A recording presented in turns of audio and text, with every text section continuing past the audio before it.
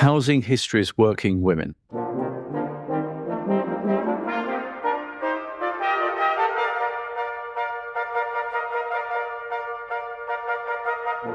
Hello, I'm Richard Harwood, a barrister at 39 Essex Chambers. And I'm Clarissa Levi, Art and Heritage Counsel at Wedlake Bell. And we're delighted to have with us today Emily G., who is Director for Cathedral and Church Buildings at the Church of England.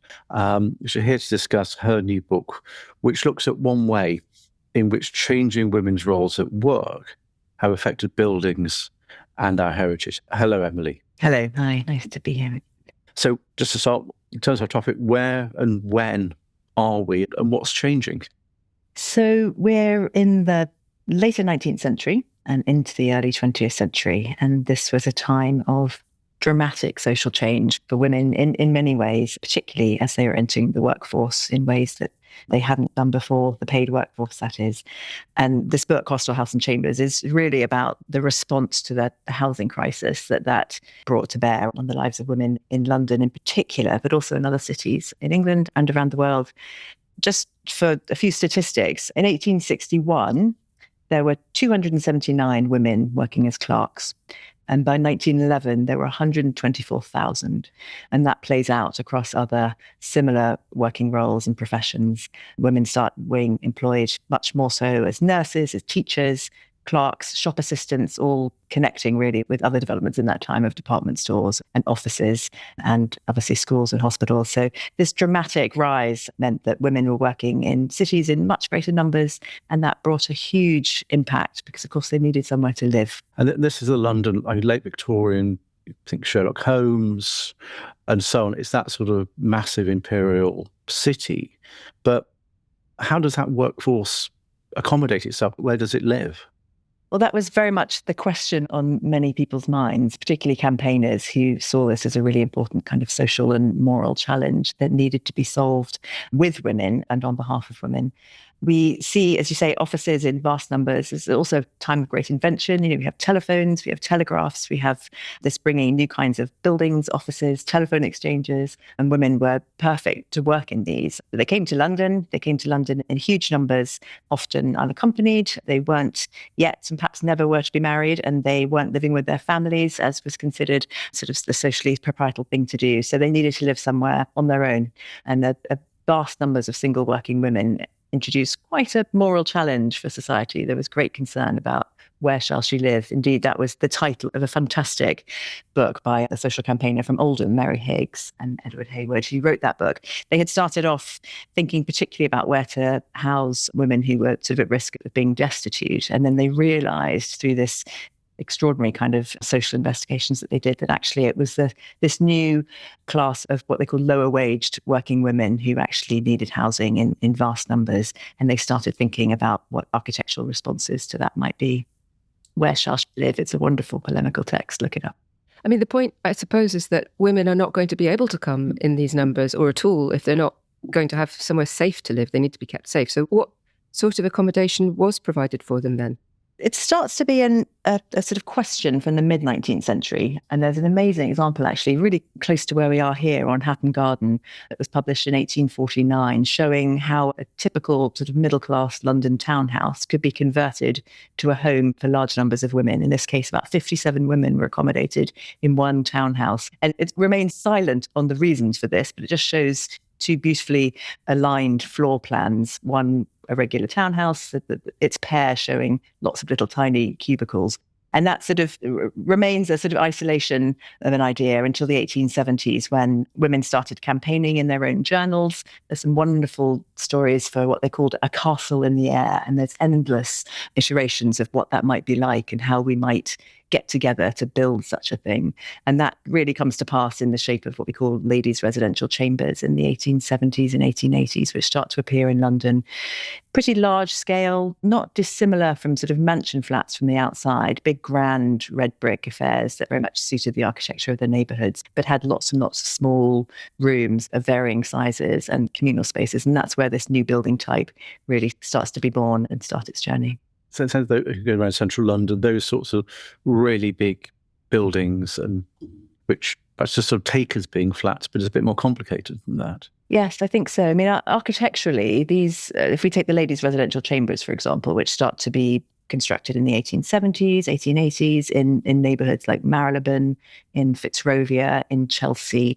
They don't look immediately distinguishable from their neighbors at first. They were designed to fit in, to be quite architecturally proud and grand affairs, lots of decoration, often in a sort of Queen Anne style, which was considered suitable for housing for women with its sort of domestic sash windows and gables and dormers. But yes, at first glance, not immediately distinguishable, although there is one on York Street in Marylebone, which has a little stone cartouche on the side, which says ladies' residential chambers. So the eagle-eyed will realize that there's something special about that one. But they definitely were designed to fit in, to be proud buildings. The interesting thing about these, of course, is that they were business-minded, and it's perhaps worth thinking a little bit about how they were funded, and they very much weren't charitable institutions.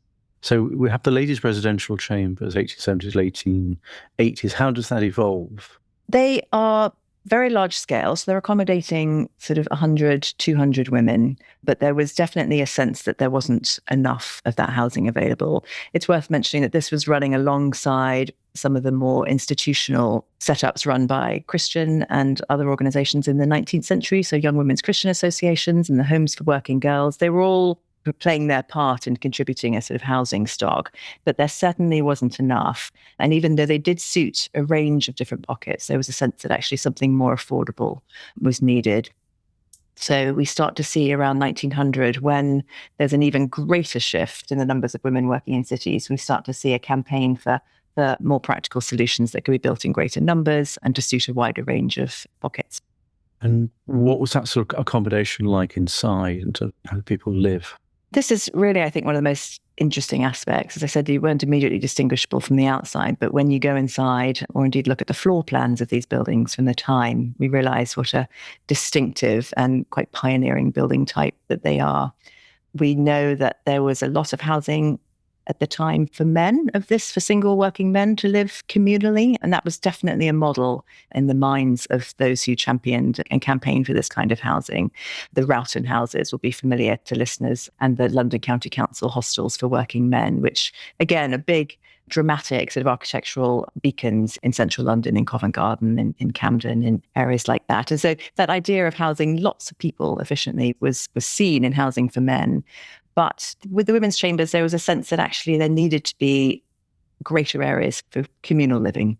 And we see this extraordinary contrast between really very small private housing rooms, that is, which ranged from cubicles to sort of small bed-sitting rooms, occasionally to small flats in the earlier sort of 19th century chambers, but really mostly kind of single bedrooms or mostly cubicles.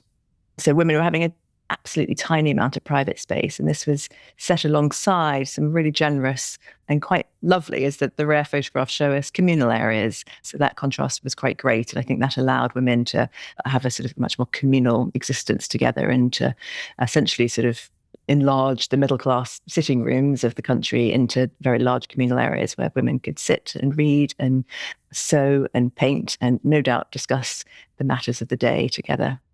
That would have been incredibly helpful, I imagine, because as a single woman on your own, you come to a big city and you find a tiny cubicle to sleep in. You need sisters to tell you how to avoid pitfalls. So that's what they get from the communal living. I mean, also you need somewhere to eat and food to be provided, don't you? Because they don't have a kitchen in their cubicle. Exactly, yeah. And I think you're absolutely right, Clarissa. That sense of communality and mutual support, I think, was probably very strong in those communal spaces. We don't know a lot about women's lives in these buildings, other than to some extent, through journalism of the day. And that gives us some insights, but also novels. And we can understand a little bit about their lives, particularly from women writers like Evelyn Sharp, for example, who lived in similar accommodation herself. And those stories kind of come through in some of her later novels and paint a bit of a picture. But there was definitely mutual support happening in those communal areas, both for sitting and, as you say, for eating. They all had very large dining rooms, and this was the only way to provide food was for themselves, what in-house, as it were, was through dining rooms and a sort of a kind of restaurant type approach. I mean, it sounds lovely. And what would you say was the social impact of this women's accommodation that was now being provided? I think it was considered pretty fundamental to the development of women in the workforce. The two things go hand in hand. There was a lot of discussion at the time about the need for that housing, and I think that encouraged women to come and to take up those new roles which were being opened, and enabled them to enter the workforce in ways that we just simply hadn't seen before. So I think of it very much as an empowering building type, and one that was enabling women to live new lives that involved independent living. They were relatively affordable, certainly for waged women, and there was a range of different types of housing to suit different pockets. The least expensive, of course, were the cubicles, which were pretty mean in terms of their footprint, and they also didn't have full height partitions in some cases, so that the privacy would have been a matter of great concern. And we do have some fascinating stories of being annoyed by the person next door sniffling. Oh my goodness, I can only imagine.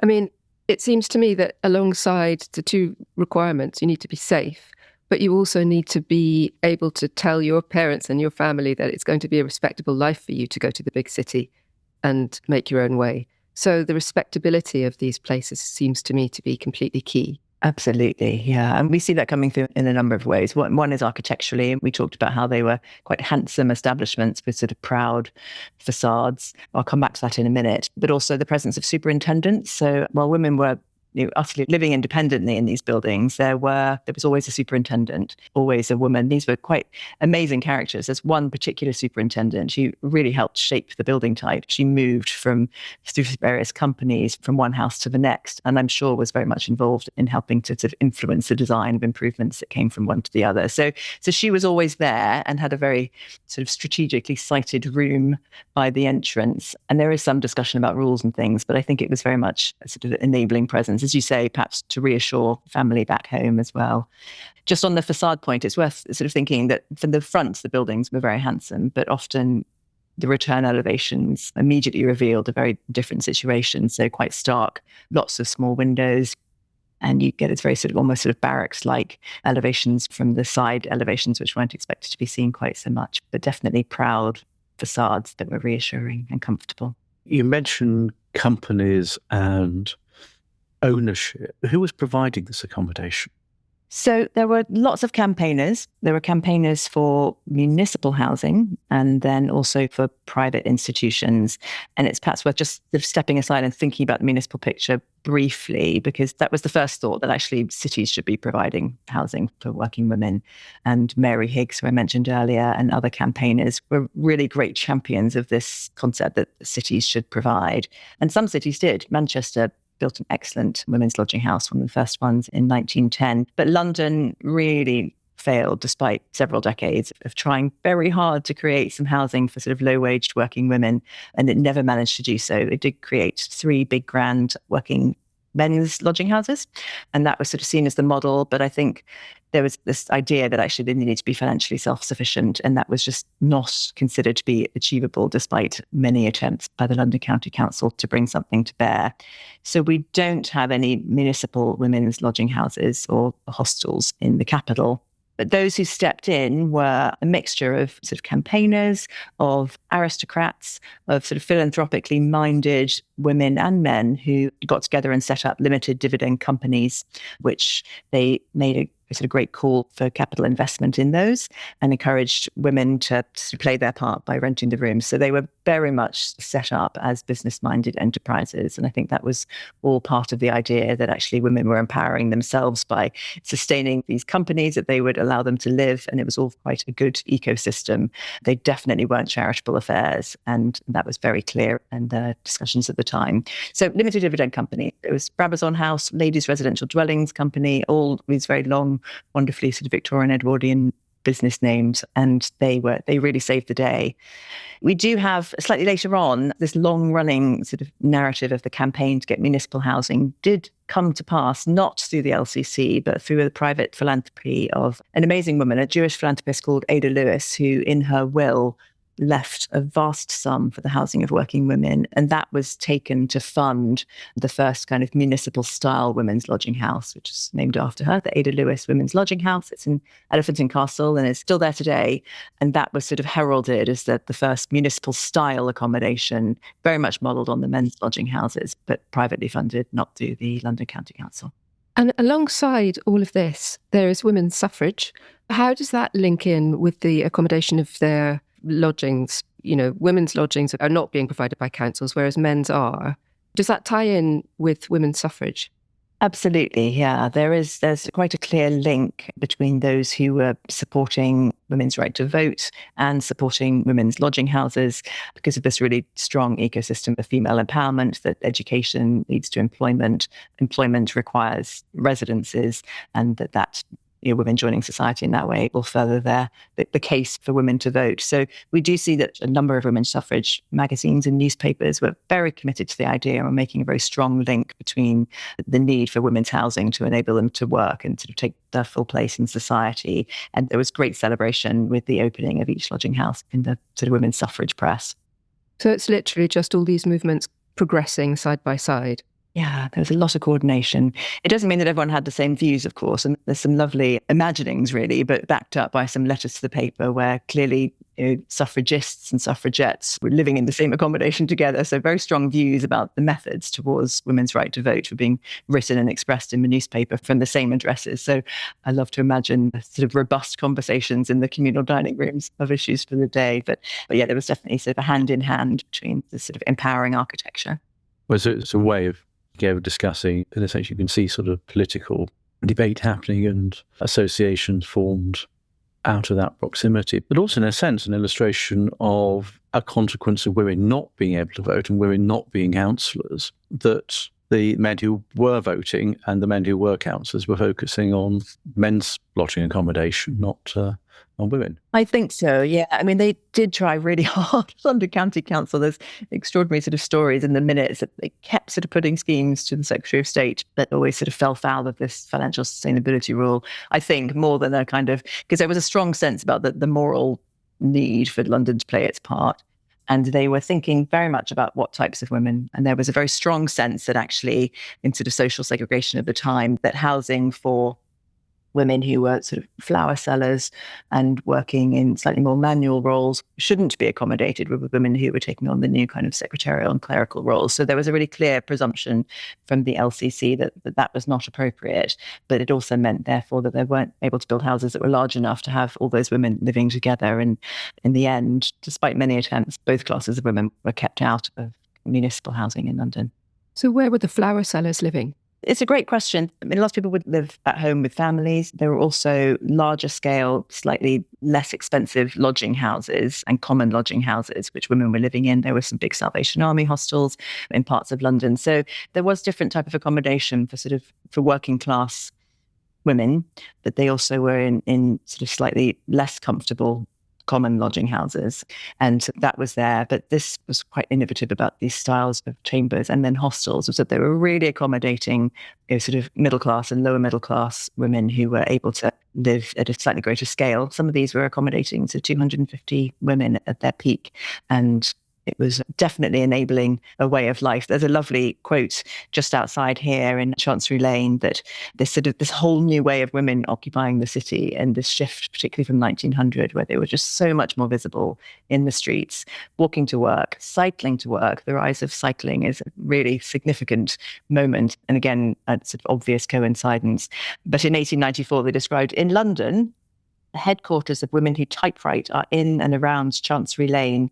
There, throngs of girls are to be seen each morning hurrying along to the offices of typewriting firms.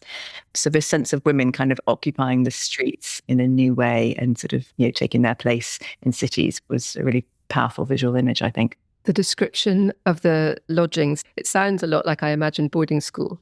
Yes, I'm sure there are sort of links with sort of communal living and the same kind of tensions and delights that come from living together, I expect, yeah. Tensions and delights is a great way of putting it because there is so much support to be had, but also, gosh, it must be annoying. And I'm also hearing all sorts of echoes with, when you were describing the sort of concierge person who looks out for you. And I'm powerfully reminded of concierges I've had in places I've lived where, there's always a judgmental eye on your comings and goings, which goes to the point about providing a respectable place where we can all feel safe. You kind of do need someone with an eagle eye, making sure that everything is proper. Yes. And there are definitely some rules. It's hard to get too much evidence of them. I've seen a few printed sheets of rules, which they seem mostly very interested in sort of curfews. So the time after which one could not come in unless one had a jolly good reason to explain why they were kept out for work. And lots of quite nice, simple, banal, everyday things about like not taking teapots up from the dining room to your own accommodation. So you can get snippets of what life was like is revealed. And how long did this style of accommodation continue as a sort of women's only accommodation? Yeah, so we do see lodgings for women, residences, hostels built well through the interwar period.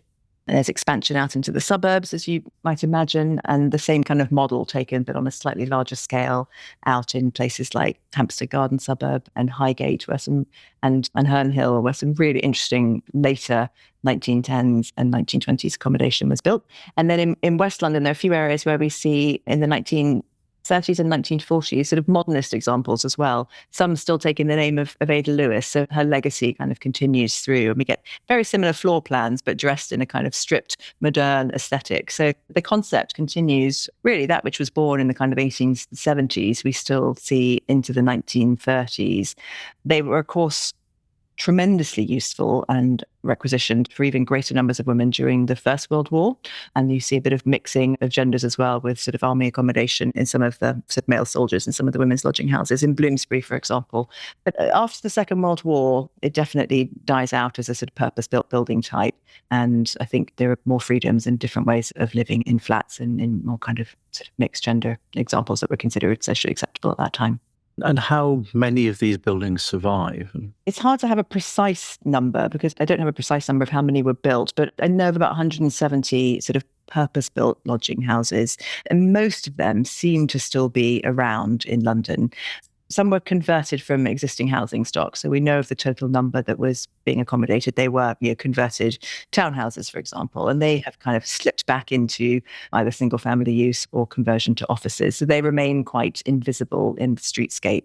But there are quite a number of the sort of handsome residential chambers and hostels that still survive, and they're used for a wide range of different purposes. They're eminently convertible, really, and some are quite smart hotels. There's a rather chic club in Chelsea, which was the Slane Gardens house, which is perfectly used for hotel accommodation on the upper levels. We have some which are in NHS accommodation and used as sort of hostels for accommodation, which again feels like a really apposite reuse. And there's a backpackers lodging, for example, in Elephant and Castle. The Ada Lewis house is a backpackers hostel. So with some relatively light touch, obviously making the accommodation larger at the upper levels, but keeping those communal spaces, some relatively light touch conversions are suitable, and therefore the buildings remain very much visible on the streetscape, even if the stories of their early uses are not so visibly apparent. Because the way we live has changed so much. We expect much more space now. It's hard to imagine how you can keep cubicles. Yes, yeah. And that I haven't seen any surviving examples of cubicles. I think it'd be nice to have kept one or two just as a sort of example of what life was like. But yes, absolutely. We couldn't expect people to live in those cubicles, but actually knocking down a few partitions makes a more reasonably sized room for a hotel or for student accommodation. Actually, I should have mentioned quite a lot of use for student accommodation. And indeed, you think about sort of live workspaces. I mean, they could be quite nice little sort of working pods. Yeah, well, that's sort of the comparison that comes to mind of student accommodation or co-living accommodation, where you have a smallish room. Okay, these days ensuite and obviously some kitchen facilities, but then bigger spaces with the expectation that people are living relatively communally within those, rather than just being in what would be far too small flats on their own there. And I think I'm involved in a number of those schemes, and quite a lot of them are conversions from things described as hostels, where the accommodation was more basic, and some of which I think probably would have kicked off as sort of women's or men's lodging accommodation. Yes, I think there are interesting lessons for us to sort of bear in mind today when we think about the need for housing in metropolitan areas, in the capital, for example, where actually, relatively small bedrooms are fine if one's working long hours, particularly kind of early career, and then actually some communal spaces where people moving to London can get to know one another and have that same sort of level of mutual support. There are a few examples in West London that have come before planning committees in recent years, thinking about women's only accommodation as well, prioritising vulnerable women, but the same idea of communal living with shared living and indeed shared workspaces. So I think it's quite interesting to think about the model today. I know when I moved to London aged 25, it's just the kind of thing I wanted, it was hardly there. It was just nice to have somewhere to kind of hang your boots, as it were. And then just right in central London, so you can get about, get to work, get out and about. So I think it's really interesting to think about as a model. Do you think that our heritage then has a role in recording or preserving the social history that we've been discussing? Absolutely. I think it's essential, really, that we understand that the history of the buildings in the city around us, what they were, and how it enabled the sort of generations that came before us to occupy the same space that we're occupying now when we come here to work and live and play. And I think we could be even stronger than we are already on sort of telling the stories of buildings that survive and bringing that to life, really, just to sort of honor those who campaigned and worked so hard to get this housing, and indeed the women who, many will be our grandmothers and great-grandmothers who cut their teeth in London and paved the way for those of us who are working here today. So I think celebrating and commemorating that architecture is really important. There are different ways to do it, even just simply through the use of commemorative plaques in sort of showing what the building's original function was, or indeed someone who had lived there is one way of doing it, or interpretation in the public spaces of buildings which have been converted to use for hotels and for accommodation. It's quite nice, I think, for people to see the original plans and think about how that relates to their use of the building today. We know that there are a number of, inevitably, lots of really fascinating women, known and unknown, who lived in these buildings. And some of their stories have come to light. Some will continue to come to light. I think being able to share those stories kind of in the space in some way, either from the street or inside, is a really important way of honouring that architectural movement. It's a question of how, in heritage terms, we mark social history, because we're not here dealing with particularly grand buildings or spectacular bits of architecture, or buildings which necessarily it's easy to see what their history is and what's about them. And they're not about great events or necessarily particular individuals, although, as you say, some notable individuals will have been there. But how we mark that sort of social history so that we can appreciate what's around us and what's gone before. I think I've mentioned plaques already, and I helped to sort of shape those that come through the Blue Plaques panel, but there are many other plaque schemes. And I think that is one extraordinary way of connecting people in place and literally stopping people in their tracks on a street to realize, oh my gosh, that's what that was. How fascinating. So I think even just indicating in small ways like that on the public road is really important. And then bringing to light through documentary sources, sharing those in some way, pamphlets, small display boards. It doesn't need to be much, just enough to trigger that social story, as you say, which may be modest, but will resonate with a number of people, particularly as we start to think more about kind of working class history and the history of women and just sort of how we've all operated and occupied the city in different ways. There's some amazing documentary sources. Obviously, the census has been invaluable in bringing, in a small way, the lives of some of these women residents to light, but also photographs and archives are remarkable tools to just shed a little bit of a light on what the accommodation would have been like inside. Historic England Archive has an amazing collection of Lemire photographs, for example, which I was able to find in the course of this research. And they show, they were very proud of the buildings when they opened, particularly those late Victorian residential chambers and the hostels. When they were funded, they had very proud sets of architectural photography taken to show them. And that is really revealing of the dining rooms set for table with tablecloths and salt cellars and aspidistra plants everywhere. In the sitting rooms, cane chairs, wicker chairs, blotting pads, inkwells on the tables, and then the women's bedrooms with amazing sort of photographs and trinkets from home on every available surface. So just bringing those small snippets of individual women's lives to light through photography is very powerful. So hopefully we can share a bit more of. Well, there's an amazing set of those photographs within your book, not just of the buildings, but also of the women in them, and, as you say, their rooms and how they're living, the mementos they'd got, and so on. Just perhaps maybe a final thought. We discussed how social change affected the buildings we have. It's also the case that the buildings we have effect social change because of the way in which people live within those. Yes, I think so. I don't think it's too bold to say that this was a sort of housing revolution. I think it was a quiet one. It was an architecturally modest one, but actually some really fine architects were involved in the design of some of these buildings. So I shouldn't underplay that too much. But yes, I think it was a quiet revolution that really has enabled a whole generation and then subsequent generations of women to enter the workforce in a whole range of different roles and to live their lives and to hold their space in the city, as thankfully we are able to do today. So I think that these buildings and the women and men who campaigned for them and were brave enough to come and live in them and live their lives have been really quite fundamental in shaping the city today. And it's nice if we can think a bit about that as we cycle or walk about and bring their stories to light.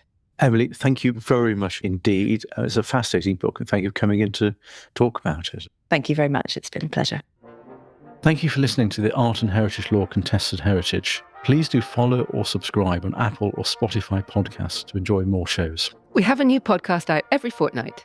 If you're able, please take the time to rate us and put down a review. The show is also on the 39 Essex Chambers website, along with podcast series on topics such as artificial intelligence, climate change and planning.